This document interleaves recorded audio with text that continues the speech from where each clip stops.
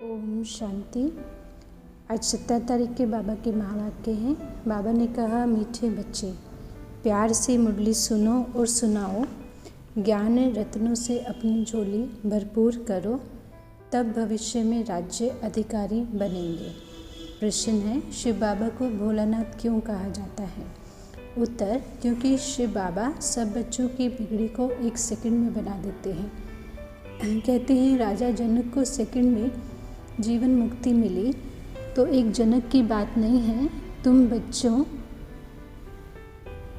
तुम सबको बाप 1 सेकंड में जीवन मुक्ति दे देते हैं, भारत की बिगड़ी को बना देते हैं, दुखी बच्चों को सदा के लिए सुखी बना देते हैं। इसलिए उन्हें सब भोलानाथ कहकर याद करते हैं। शंकर को भोलानाथ नहीं कहेंगे। गीत, भोलेनाथ से निराला कोई और नहीं। ओम शांति। भोलानाथ बाप का बच्चों प्रति पहले डायरेक्शन है कि भोलानाथ बाप की याद में रहो। मनुष्य को भोला नहीं कहा जाता है, भोलानाथ शिव बाबा को ही कहेंगे। शंकर को भी भोलानाथ नहीं कह सकते। जो बिगड़ी को बनाने अर्थात दुखी को सुखी बनाने वाला है, उसको ही भोलानाथ कहा जाता है। बिगड़ी भी भारतवासियों की है, तो भारत की बिगड़ी को बनाने वाला भी ज़रूर भारत में ही आएगा ना। बिगड़ी को बनाने की युक्ति सेकंड में बतलाते हैं। जनक को भी युक्ति दी थी ना। बिगड़ी भी कोई एक की नहीं बनती। बाबा कहते हैं, अगर जनक की बिगड़ी बनाई और उसने जीवन मुक्ति पाई, तो ज़रूर राजधानी होगी। उनके साथ बहुतों को जीवन मुक्ति मिली होगी। भारतवासी यह भी समझते हैं कि भारत जीवन मुक्त था। जीवन मुक्त कहा जाता है स्वर्ग को, जीवन बंधन कहा जाता है नरक को। यह राजयोग है। राजयोग से ही राजाई की स्थापना होती है। एक जनक की बात नहीं है। भगवान ने राजयोग सिखाया तो राजाई भी दी। बरोबर देखते हैं सतयुग के लक्ष्मी नारायण ने राजाई कैसे पाई। अभी तो है कलयुग, प्रजा का प्रजा पर राज्य स्थापन हो चुका है। यह है पंचायती राज्य। इसके बाद है सतयुग। तुम जानते हो, लक्ष्मी नारायण ने आगे जन्म में ऐसा कर्तव्य किया है, तब सूर्यवंशी राजाई पाई है। फिर है चंद्रवंशी, वह तो राज्य की ट्रांसफ़र होती है ना। तुम जानते हो, गीता है सर्वोत्तम धर्म शास्त्र, जिससे 3 धर्म स्थापन होते हैं और एक धर्म का शास्त्र एक ही होता है। संगम का भी एक ही शास्त्र है। महिमा भी गीता की है, जिससे सबकी सद्गति होती है। तो सद्गति करने वाला एक ही है। गीता में बरोबर रुद्र ज्ञान यज्ञ का भी वर्णन है, जिससे इस पुराने नरक का विनाश होता है और स्वर्ग की स्थापना भी होती है। इसमें मूंझने की तो बात नहीं है ना।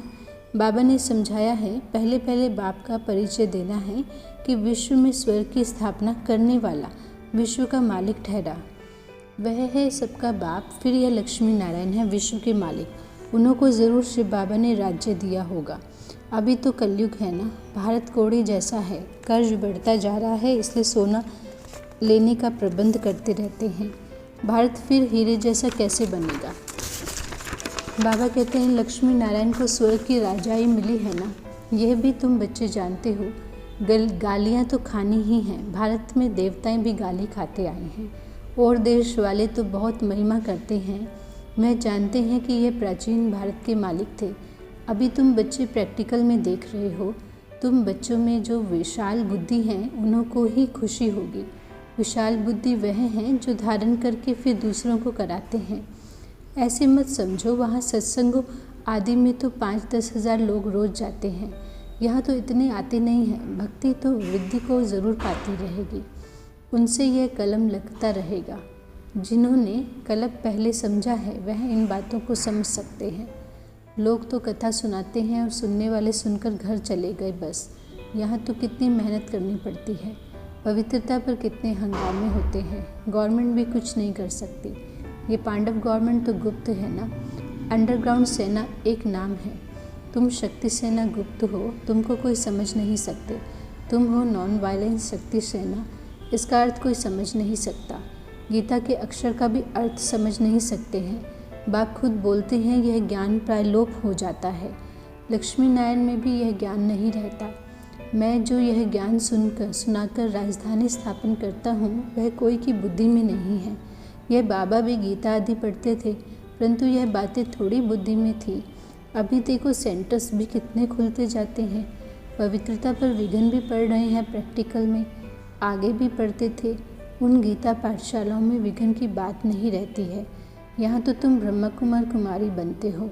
यह अक्षर तो गीता में भी नहीं है। यह भी समझ की बात है। प्रजापिता ब्रह्मा के बच्चे ब्रह्मा कुमार कुमारी तो हर एक मनुष्य है ना कि सिर्फ भारतवासी, परंतु सारी सृष्टि के मनुष्य सब हैं। सभी प्रजापिता ब्रह्मा को एडम कहते हैं। जानते हैं वह मनुष्य सृष्टि का पहला हैंड है, ह्यूमैनिटी स्थापन करने वाला है। ऐसा नहीं है कि सृष्टि होती ही नहीं है, फिर ब्रह्मा पैदा हुआ है, उनके मुख से मनुष्य रचे जाते हैं। नहीं, अगर कोई भी मनुष्य नहीं हो तो फिर मुख की वंशावली भी पैदा हो ना सके। न ब्रह्मा मुख वंशावली न ब्रह्मा कुख वंशावली हो सके। सृष्टि तो सारी है, उनकी कलम लगाई जाती है। यह नई बातें समझने की हैं। किसी की बुद्धि में बैठने में टाइम लगता है, कोई तो 1 मास में भी खड़े हो जाते हैं। जैसे देखो बेंगलोर के अंगना बच्चे को कितना नशा चढ़ा हुआ था, जो हमारे पास 20 वर्ष वाले को भी नशा नहीं है। खुशी में डांस करता था, भगवान मिल गया, खुशी की बात है ना। भगवान आकर रक्षा करते हैं माया से, फिर स्वर्ग की राजाई स्थापन करते हैं। बाबा तो बहुत क्लियर समझाते हैं। मैं इस साधारण तन के द्वारा फिर से तुम बच्चों को वही सहज राजयोग और सृष्टि चक्र के आदि मध्य अंत का ज्ञान सिखलाता हूँ। तुम कह सकते हो, आओ तो हम आपको सतयुग से लेकर कलयुग तक की हिस्ट्री सुनाएं कि अब फिर से कैसे सतयुग आने वाला है। ज़रूर सिखाने वाला भी होना चाहिए। हमको सिखलाते हैं तभी तो हम समझा सकते हैं ना। बाकी तो जो गीता सुनाने वाले हैं उनसे तुम लोगों ने बहुत सुना है, बहुत लेक्चर्स होते रहते हैं, परंतु वह इस धर्म के नहीं होने के कारण इस तरफ खींचते नहीं हैं। बाबा कहते जब तुम्हारा प्रभाव निकलेगा फिर वृद्धि होगी, धीरे धीरे वृद्धि होती रहेगी। यह तो जानते हो ना कि भारत कितना कंगाल है। मनुष्य बहुत भूखे मरते हैं, दुखी होते हैं, भगवान की भक्ति करते हैं कि आकर दुख से छुड़ाओ। तुम बच्चे जानते हो सुखी सृष्टि कभी होती है। यहाँ तुम बच्चों की झोली भर रही है ना इन अविनाशी ज्ञान रत्नों से। आगे तो सब सुनते सुनाते थे, परंतु उसमें झोली भरने का प्रश्न नहीं है। झोली अभी सिर्फ तुम्हारी भर रही है, और जो टेप सुनेंगे वह मुरली पढ़ेंगे वह सुन रहे होंगे, वह भी झोली भर रहे हैं। तुम हो शिव शक्ति सेना, भारत की झोली भरने वाले। भारत बहुत साहूकार हो जाएगा, परंतु जो झोली भरते हैं राज्य तो सिर्फ वही करेंगे ना। भारत सोने की चिड़िया थी, फिर वही बन जाएगा, सभी सुखी होंगे। परंतु भारत में कितने करोड़ हैं, इतने सब तो वहाँ नहीं होंगे। जो झोली भरते हैं राज्य भाग्य तो वही लेंगे। इसमें मूंझने की बात ही नहीं है कि कैसे होगा। अरे इन लक्ष्मी नारायण को देखो ना, यह सतयुग के मालिक है ना। स्वर्ग का रचयिता है शिव बाबा, और यह लक्ष्मी नारायण सतयुग के मालिक हैं। ज़रूर आगे जन्म में पुरुषार्थ किया है, आगे वाला जन्म होगा संगम पर। संगम कल्याणकारी है ना, क्योंकि संगम पर ही दुनिया बदलती है, तो ज़रूर कलयुग और सतयुग के बीच में ज्ञान दिया होगा। सो अब फिर से दे रहे हैं। फिर कोई कहे कि निराकार परमात्मा कैसे आकर राजयोग सिखाएंगे, तो तुम त्रिमूर्ति को दिखाओ। ब्रह्मा के द्वारा स्थापना, तो जो स्थापना करेंगे वही पालना भी करेंगे। जैसे क्राइस्ट ने स्थापना करी, फिर वह पालना के लिए पोप भी ज़रूर उनको बनना पड़ेगा। वापस तो कोई जा नहीं सकते हैं, पालना ज़रूर करनी है, पुनर्जन्म लेना ही है, नहीं तो सृष्टि बढ़े कैसे। बाबा कहते हैं जबकि सतयुग त्रेता में पहले देवताओं का राज्य था, तो सबसे जास्ती आदमशुमारी ज़रूर इन्हों की होनी चाहिए। फिर कृष्ण की जास्ती क्यों है, फिर लाखों वर्ष की भी कोई बात नहीं है। ये सब बातें समझेंगे भी वही जो अपने घराने की आत्माएं हैं, औरों को तीर लगेगा नहीं। ये ज्ञान का तीर है ना। बाबा कहते हैं भले किसको भी ले आओ तो ज्ञान बाण लगाएं, होगा ब्राह्मण कुल का तो तीर लग जाएगा। शास्त्रों में दिखाते हैं लड़ाई में यादव कौरव मारे गए, पांडव 5 थे, फिर हिमालय पर जाकर गल मरे। अब ऐसे तो हो नहीं सकता है, गाया भी जाता है जीव घाती महापापी।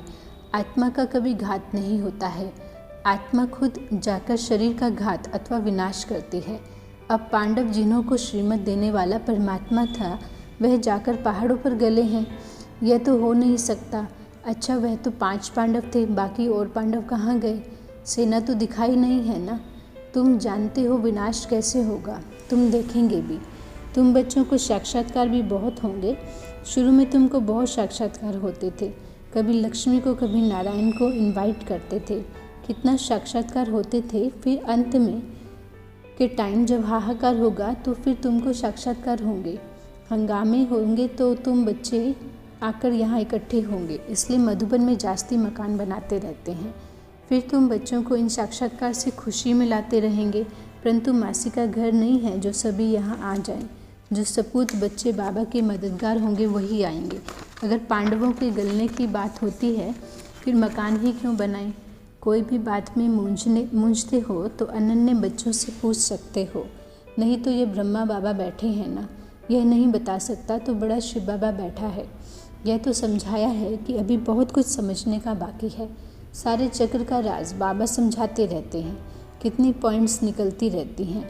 अजून टाइम पड़ा है तो ज़रूर और भी समझाना होगा, परंतु पहले मूल बात यह ज़रूर लिखना, एकदम ब्लड से लिखवाना कि हमको निश्चय है कि बराबर परमपिता परमात्मा पढ़ाते हैं। ऐसे नहीं सिर्फ लिखने से ही बदल जाते हैं। कहते हैं हमने तो ऐसे ही लिख दिया, जास्ती कोई से माथा भी नहीं मारना है। बोलो भगवानुवाच। भगवान हम शिव बाबा को मानते हैं, वो ज्ञान का सागर सत्य चित्त है। उनको अपना शरीर तो है नहीं, तो ज़रूर साधारण तन का आधार लेंगे ना। तो पहले पहले बाप कहते हैं मामेकम याद करो, देह के सब धर्म को छोड़ के मुझे याद करो तो विक्रम विनाश होंगे और मेरे पास चले आएंगे। और चक्र को याद करने से तुम चक्रवर्ती राजा बनेंगे। बाबा कितना मीठा है और बनाते भी देखो कितना मीठा है। सत्युग की निशानियाँ हैं, वह फिर रिपीट ज़रूर होंगी। कलयुग भी है, अभी तुम राजयोग सीख रहे हो और विनाश सामने खड़ा है। बाबा कहते और क्या सबूत देवे। अच्छा, मीठे मीठे सिकिलत दे बच्चों प्रति माता पिता बाप दादा का याद प्यार और गुड मॉर्निंग। रूहानी बाबा की रूहानी बच्चों को नमस्ते। हम बच्चों की मीठे बाबा को नमस्ते बाबा, शुक्रिया बाबा। धारणा के लिए मुख्य सार है, बाप समान बनना है, भगवान आकर माया से हमारी रक्षा करते हैं, इसी खुशी में रहना है, किसी भी बात में मूंझना नहीं है, सबूत बच्चा बनकर बाप का पूरा पूरा मददगार बनना है। वरदान, ब्रह्मा बाप के संस्कारों को स्वयं में धारण करने वाले सब परिवर्तक सो विश्व परिवर्तक भव। जैसे ब्रह्मा बाप ने जो अपने संस्कार बनाए वे सभी बच्चों को अंत के समय में याद दिलाए, निराकारी निर्विकारी निरअहंकारी। तो यह ब्रह्मा बाप के संस्कार ही ब्राह्मणों के संस्कार नेचुरल हैं। सदा इन्हीं श्रेष्ठ संस्कारों को सामने रखो। सारे दिन में हर कर्म के समय चेक करो कि इन तीनों ही संस्कार इमर्ज रूप में हो। इन्हीं संस्कारों को धारण करने से सब परिवर्तक सो विश्व परिवर्तक बन जाएंगे।